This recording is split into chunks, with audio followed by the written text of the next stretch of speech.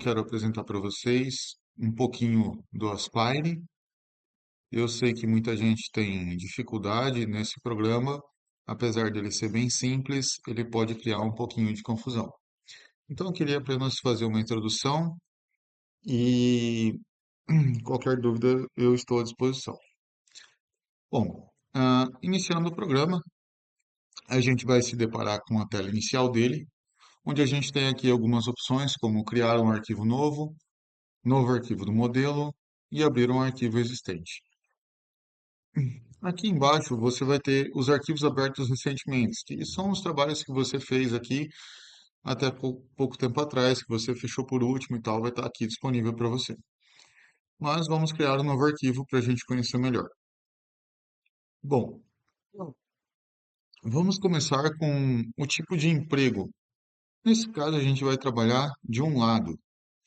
Se eu fosse usinar dos dois lados, como é o caso em alguns serviços mais avançados, ou usando um eixo rotativo, eu poderia alterar essas opções aqui. Como a gente vai fazer uma usinagem simples só de um lado, então a gente mantém ali só de um lado. Próximo item seria as definições do tamanho do nosso material. E isso é do nosso material e não da nossa peça. Considerando uma chapa de ACM, ela tem 1220 por 5000.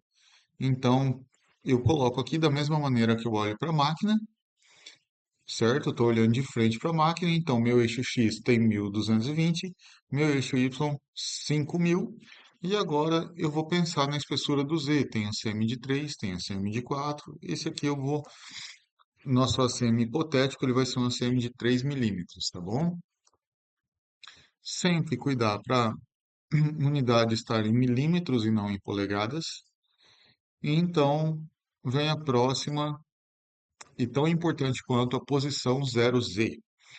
E eu costumo usar o 0Z na cama ou mesa de sacrifício da máquina, tá?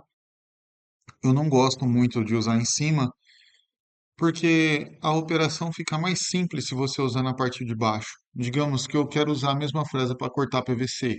O meu zero continua sendo o mesmo. Fica mais fácil para operar. A única coisa que vai mudar é o código em si, certo? Agora, o próximo item seria a posição de referência XY.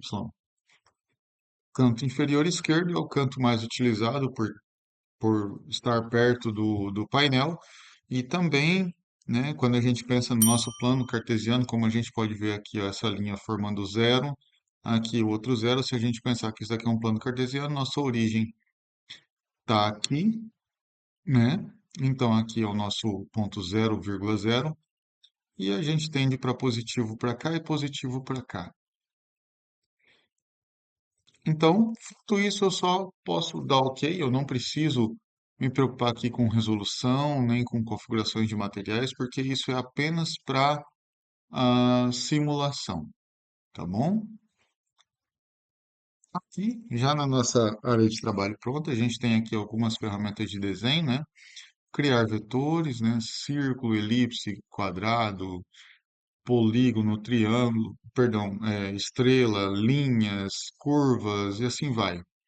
Aqui a gente tem as opções de escala, movimentar, girar, espelhar, distorcer, centralizar, alinhar, no caso, né?